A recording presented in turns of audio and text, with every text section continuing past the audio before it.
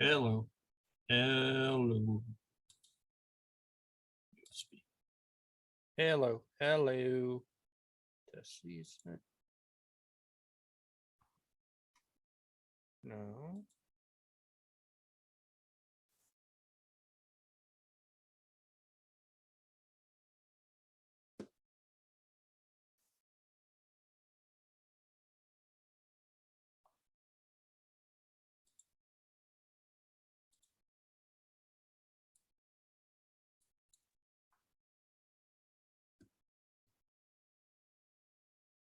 Hey, can you guys hear me?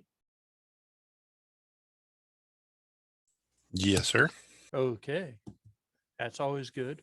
What's going on, Mr. Barry?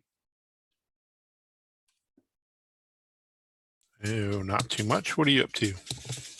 About the same as always, which is a little bit of nothing.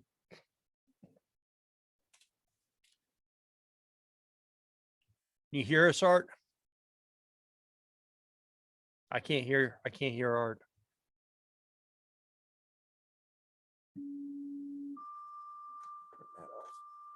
I can't hear Art. Art do an upgrade again? Or a downgrade.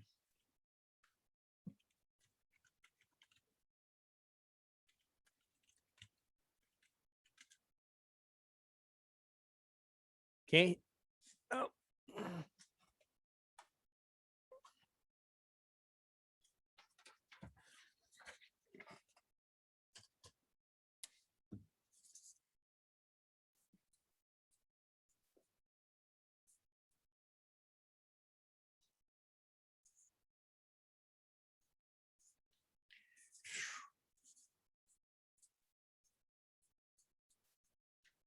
Oh.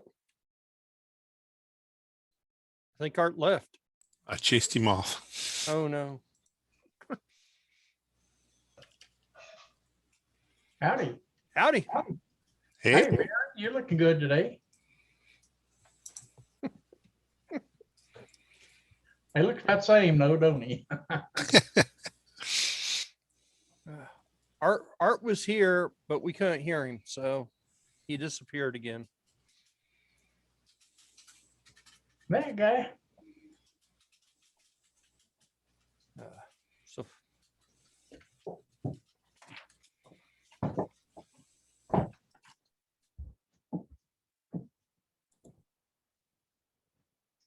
all right. Art's gonna try to come back. Let's get Art in here. See if we can hear him. All right, Art, can you hear us?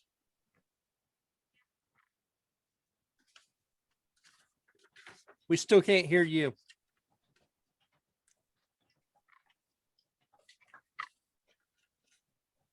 We can't hear you. I got a big announcement. Oh, let's see. I think that's it. Yeah, there he is. Oh yeah. That's $60 a month. They have a device that comes with a device, and it has a comparison chart that's in your news.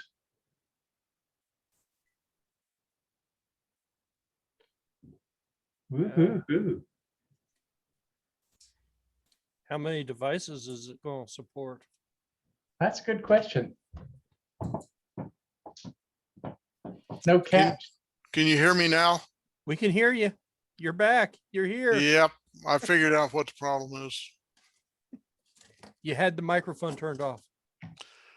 The problem was that for some reason or another, it defaulted to the computer audio or speakers rather than the The headphones. earphones. Yeah. Mine did that today too. That's interesting. Yeah, I had the exact same problem. So I've gotten into the habit of every time I come in, I check just to make sure that it doesn't default to something else. because Zoom is quirky like that? Well, I wish I could set the defaults and just let them be. Yeah. Yeah. Well, I wish it would stay. I mean, you said it one time and it should stay, but nope, that's not the way it works. I think it has something to do with, like, I plugged my headphones in after I started Zoom, Oh, so it defaulted to the system speakers, and I had to check. So I'm going to check that. I'm going to leave the things in when we're done and exit completely out and restart and see if that's the problem. Because yeah. that seems like that might be the problem. Well, I can hear you fine now, and I guess you can hear me. Yep. We're all good. So, Well, I don't know about that, but well, okay, all better. we're improved. We're improved. So do you know when that T-Mobile deal's going to come out, Jim? It's supposed to be already there. If you go to that webpage I have, you can put in your name and phone number and they'll call you. Oh, Supposedly it's in service now.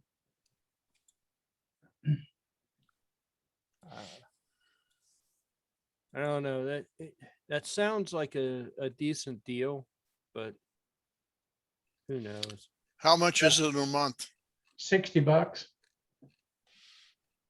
For 100 And- megs. For 100 megs? Yeah. Oh, really? So they limit the total data load. There are no supposedly no limit for data, and that's true. There's no limit for data so far. Supposedly, we'll see. Of course, we know how that goes. Yeah. Sometimes they just sandbag you. Yeah, I think we've been to that party before. Yeah.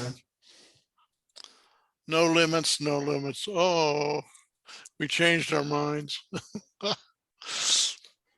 You get up to the four gigs and then they throttle you back or something. Technically they didn't limit you, but they throttled you. They throttled your speed back. Well, 4 gigs for me is not very long. Yeah, I use that in a couple of days, really. I was going to say, depending on the circumstance, I may go through that in a day. If I'm watching a lot of movies or whatever, I mean, That's that pretty goes much by all. in a flash. Yeah, it's pretty much all. Yeah, I mean, if everything we watch anymore is streamed, so What is what's the bandwidth, Jim? It's they're saying that 5G is supposed to be 100 most everywhere, generally 100. But this is a good one. There's no contract. Okay, and they also have a senior discount. You can compare. I've got let me put this screen up and then you can kind of see. Let's see. Let me see if I can find my brain. This could take a while, guys. It's around here somewhere. I was just using it the other day.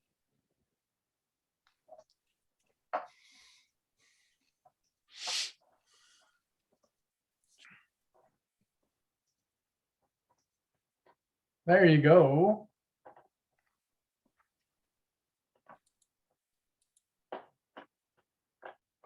highspeedinternetdeals.com. Okay. And it's got all the details that you could stand.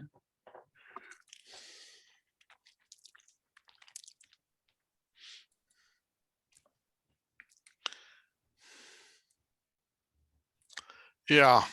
Unlimited, And then some. Oh, yeah, this goes on for 3 more pages, okay? Yeah.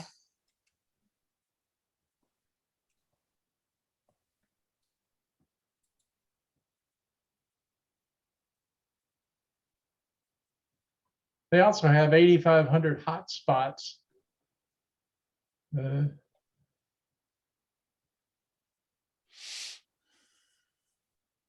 T-Mobile has internet customer that try out network for free up to 30 days or 3 gigabytes.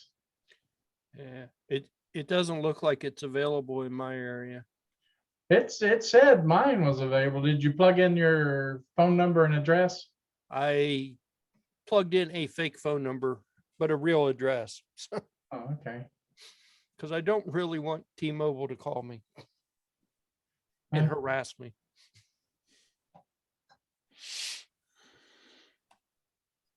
But it doesn't look like it's available. Gesundheit. It looks Nothing like there. it All right. looks like I have to join a waiting list. Oh.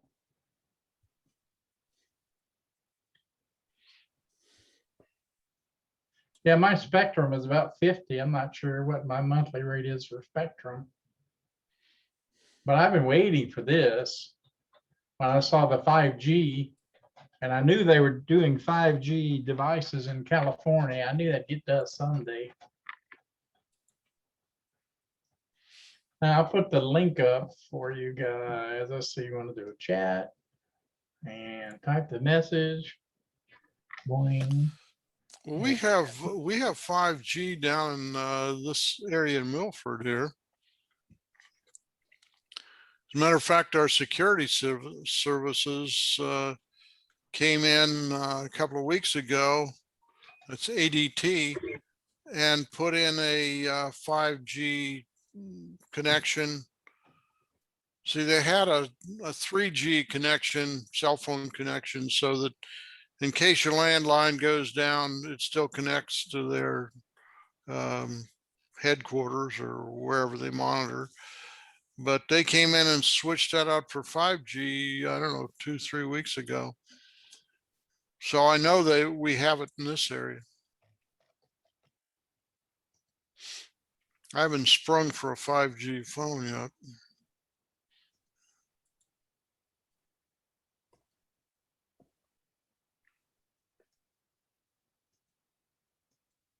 Oh.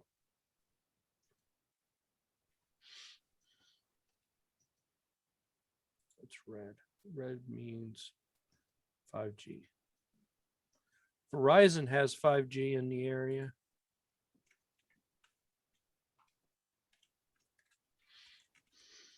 Yeah, this is T-Mobile. Yeah.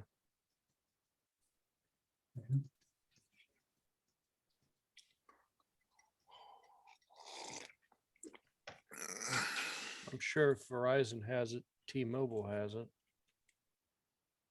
Or Sprint. Yeah. Well, don't they trade off infrastructure? They share. Yeah. Yeah. Well, I know Verizon and Sprint shared, so I'm just guessing that T-Mobile, since it's part of Sprint now, Yeah, would probably also does. share. Yeah, it looks like 5G is here. I don't know. Maybe they're just not ready for the internet here yet. Maybe they're waiting to see how many people want it. Well, that'll suck up a lot of bandwidth. There's no question about that. Yeah. It looks like 5G is in the area though. So actually, it looks like it's really in the area. So I did a system upgrade from 19.3 to 20.1 on my main computer 2 days ago. Yeah, how'd it And go? look at my face. I am so disgusted with. I got impatient. I thought the upgrade had frozen. I thought things had just stopped. So I did a hard reset, and I caused things to become a lot worse than Yeah. That's generally not a good idea. well, yeah, but I had no indication that things were actually doing anything. I mean, the mouse had frozen, the keyboard had frozen, everything had just frozen. And I wasn't doing anything. I mean, even the screensaver froze. Everything was just frozen. So I was like, okay, it failed. I can always go back and, you know, try to restore, because I keep my I keep all my data, all my personal stuff on its own partition anyway. So I'm not worried about reloading the OS, even though that's a pain because you got to go through and reset all your settings and everything. I wasn't worried about losing any of my stuff. I was just, but as it turns out, it wasn't frozen apparently. I just got impatient waiting on it. And my impatience cost me dearly. When I rebooted the computer, the keyboard and the mouse still didn't work, but the computer did actually boot up to a desktop. And I was like, okay, cool. At least I've got a desktop. I can deal with that. Oh, wait, there's no keyboard or mouse. What the heck's going on here? So apparently one of the in the process of doing the upgrade, one of the modules for loading the keyboard and mouse either failed or never, it got removed and never got reinstalled. And that's why I thought it was frozen, because the keyboard and mouse had stopped working. So I was able to SSH into it. And after many hours of doing apt-gets and updates and apt-gets and updates, I finally got it working. And I just went to myself and went, I should have just been patient, because I have a feeling that it would have turned out fine if I had just waited. Well, you never want to do an upgrade when you're in a hurry, that's for sure. Or when you really need the computer for some reason or another. I'll tell you, if I had not had SSH enabled on this machine, I would have had to have done a more or less do a clean install on it. Oh boy. Because there was no getting around it. I even coming into the recovery mode wouldn't let me run app to do the updates. It kept telling me that there was a problem, and I was like, something about user permissions and whatever, and I'm like, okay, it wants me to run app from my username, you know. I was like, okay, so we're going to do that. So I tried SSH, and luckily I was able to SSH into it. And after 3 or 4 hours, I was able to finally get the keyboard and mouse working again. But it was all updates. It was all just, depackage, reconfigures, and update this and update that. And then I finally was able to get into the desktop, and I'm like, now that I have a keyboard and mouse, this should be easy. Because it's a pain when there's no keyboard and mouse. But that was my adventure for the past 2 days. Actually, it was more like 12 hours, 14 hours, something like that. Well, I've been working with, I finally got out of the rabbit hole and got back on the original track, which was to figure out how to decode the 433.92 megahertz signals. And it turns out I've got some around here I didn't even know about. For example, it turns out, you know, these little valve stem things that go on the tire that tell you when you're air pressure is low. Yeah, they talk 433. They talk 433. So they're not picking up the one from our van, but they're picking up one from the neighborhood here someplace or another. I got a suspicion it's my next door neighbor north, because his garage faces the side of my house that my office is on. So it would be a relatively short distance there. Although 433 travels a long way, it turns out. Yep. So I discovered something called RTL-433, and it is on GitHub. You can either download a pre-compiled version for your particular operating system, and it includes all the usual suspects: Windows, Mac OS, Linux of various flavors and so forth and so on. Or you can build it from scratch. In other words, they've got all the packages there to go do a build. And so the first thing I did was do a download off the Debian repository. And that gave me apparently an older version. And so I went back and I did a build. And so let me tell you about this. This is pretty cool. If you plug in your little SDR dongle and you run this software, it picks up all of these 433 megahertz packets that are coming at you. And it has apparently over the years accumulated various protocols that, you know, everybody who uses 433 apparently develops their own custom protocol. So it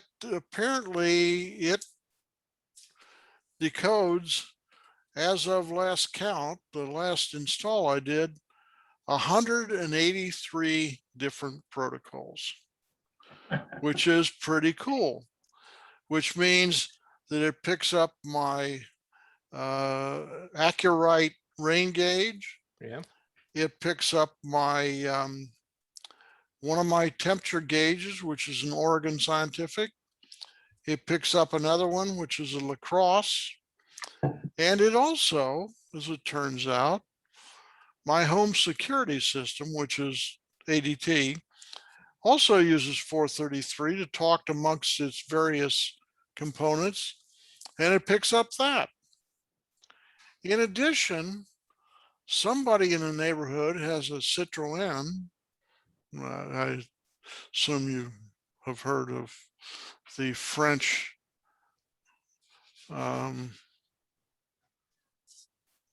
POS car that they have. Well, apparently it picks up that. So there's something coming off of Citroën, and then there's something coming off of these valve stems that I think I figured out as my next door neighbor, but I'm not sure. It seems to sense them when about the time that he's either leaving in the morning or coming home at night. So there's a smoking gun there, if you will. Curious thing is, it not only gives you the tire pressure, but it gives you the temperature. Now, obviously, it's giving it to you right at the valve stem, but it gives you both. So that was pretty cool. And then yesterday, I was going through this, and apparently, you know, if you get your cat or your dog tagged, you know, the microchipped, apparently some of those are at 433 because I've got a 433, and I looked it up on the internet. I couldn't figure out what the heck it was. It was some brand I'd never heard of before, and it turns out it's an animal chip. So I don't know if it was human being or if it's a cat or a dog, or it doesn't identify that. Okay. But in any case, so I've got some of those wandering around too. So it's pretty cool. There's a lot of these 433, and of course your key fob for your car, locks and trunk and so forth and so on. Most of those are 433. Some of them are 333, but most of them are 433. So it's pretty cool. And I will show you. Let me share something with you, okay? Yep. Let me, I'm clear to share. Yeah, should be able to. Okay, let me see if I can get something over here close. Bang. Okay, so share screen. And let me try again.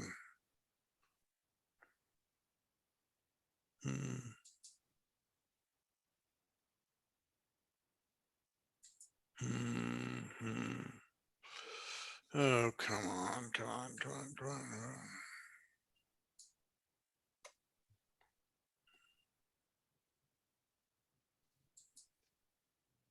Oh, crap.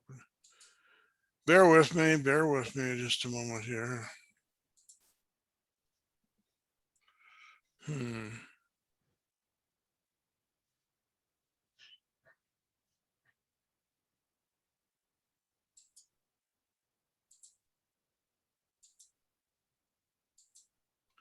How do I get, Full screen. Have to go full screen first. say again? You have to go full screen first. Go to small screen and select your screen you want to look at. And then go full screen and click share at green. Okay, how do I get to full screen? The box at the top or view, point toward the top of the box that says view and say full screen. Click full screen when it drops down. Yeah, but I don't see any place to, if I click on share screen here, all I've got is 3 screens, my desktop, a whiteboard, and a GitHub, and I'm not looking for a GitHub. Okay, right go now. back to small screen and then select the screen that you want to look at when you come back. You got to have your screen up. Okay, just a minute. Small screen, how do I get back there? And then Alt tab to another or start up another Windows. Okay, just a minute. How do I get back to small screen again?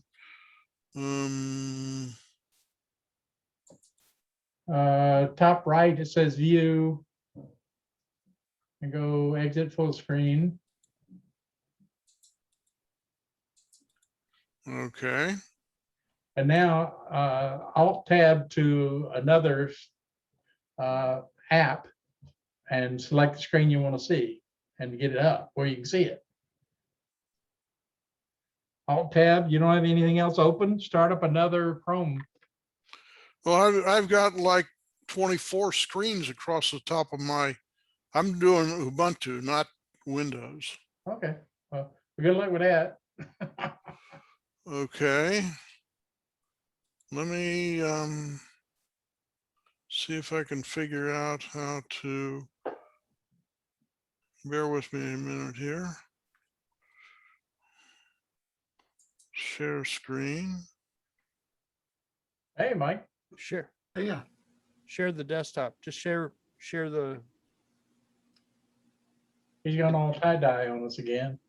and then Yep. and then open the app that you want. The app's already open. That's the point. There, you can you go. see that? Yep. Yep. Okay, so this is the output of the RTL-433. And you see here, each of these is a pulse stream that I captured. This is actually a stored history here. So here at the bottom, we have Oregon V1, which is a temperature measurement. My Accurite Rain 899, which is my rain gauge. Some of them send 2 repeated or Yeah. 3 repeated pulse streams. Yep. They basically have redundant pulse streams. So for example, the Accurite here has 3 in a row. Then here's La Crosse. And if I go up here, there's Oregon again, La Crosse. For some reason, a lot of your temperature sensors and that kind of sensor, weather sensors will send 3 in a row, Yeah, 3 times. that makes sense. Let me see if I can find one of the security ones here. Ah, there. DSC-security. This is the one coming from my ADT system. And we have 3 of those in a row also, actually 4. So this is pretty cool. Basically, you install this software, you run it from the command line, and it proceeds to every time there's a packet stream coming in, it decodes the packet stream and drops it and gives it to you on the basically your black screen. Okay, so What happens when it doesn't know what to decode or how to decode it? well, so far I haven't had an example of that, but let me show you here. I'm going to now, I want to share a different one. So share screen. Did we lose Barry? I think we lost Barry. So this is another format that it will print in. And the interesting thing about this is it can either print the packet in some format that's human readable, or you can have it go to JSON or CSV or whatever. So let me show you. So if we go down here, this is the list of, can you see this? Yep. Where my pointer is here? Yep. Supported device protocols. So this is the list of them. And as of today, and this is GitHub, this is live GitHub, there are 183 protocols. So 183 different devices. And as a matter of fact, it's kind of like 183 different manufacturers, because each one of these protocols may be used on several different products that the manufacturer makes. But you can see here, there's a lot of options. So as I say, I have not run into one that it doesn't work with, so I don't have any data on what happens if it doesn't work. But you see there's Citroen TPMS, whatever the heck that is. Tire pressure monitoring system. Okay, that sounds good to me. That's what that is. TPMS. Tire And pressure here- monitoring system. And here is La Crosse. Here is Accurite, which is my rain gauge. And then there's a bunch of others. Honeywell has door and window sensors that are essentially just, it's either closed or it isn't closed. But it's pretty cool. And it works great with the 433 dongle that or that's actually not the SDR dongle that I'm using. And by the way, it's not just 433. It turns out, if you look up here on the GitHub thing, they have some, okay, here you go. 800 and 300. They do 433.92, 868, 315, 345, and 915. Any of the And there's a lot of ISM stuff at bands. 915 also. Yeah. All of these, I believe, are unlicensed in the sense that they are used for devices to talk to each other and so forth without need for a license. At any rate, that is my work in process. So I have gone full circle now. I started out looking for some way to decode the 433 off of my temperature sensors and my rain gauge. And I've tried a lot of different things. I've got Arduino boards with 433 receivers on them, and I've built those, and I can sense the data streams. But the problem is not sensing the data streams, but decoding the protocol. And that's the catch. Well, apparently with this particular device, if you will, or this particular application, a whole bunch of people have gone out and individually decoded the various protocols. And that's the reason we got 183 of them there now. I can tell you that's probably a few man lifetimes worth of work to do all that decoding, because you're basically looking at pulse streams of various pulse widths. So ones and zeros are never the same from one device to the next. So that's a lot of work. So that's pretty cool. If you want to query your 433 devices, that is definitely the way to do it. So at any rate, let me just go back and share the screen once more. It's Ray. And Vicente's here too. Yeah. So there you go. Those are all the devices around my house. And I don't see the ones with the chipped dogs and cats, but definitely I've seen them days ago. So at any rate, that is my up-to-date thumbnail report on my SDR. How is the accuracy of your French-made temperature? Which one is that? The lacrosse. How's the accuracy of the lacrosse temperature? I have one that gets down in the low temperature range, and it's horrid.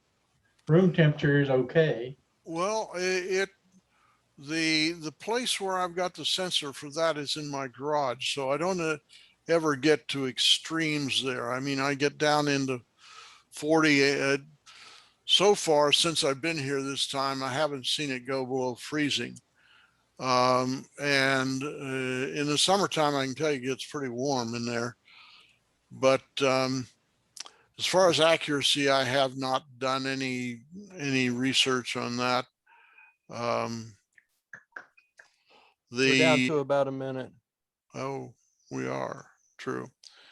Anyway, so in answer to your question, Jim, I honestly don't know. It seems to be reasonable in the 40 to 70 Fahrenheit range, but you know, it's Ray's got junk. Looks like. Pardon? Looks like Ray's got a lot of junk. Who's your co-driver? Who are you talking about? You got junk in that passenger seat over there. I don't know. Can you just see my video? Maybe you see my video. Yeah, what's he got over there? What's that? What is that, Leroy? Yeah. He got junk, man. That's my computer bag, my luggage, my lunch, and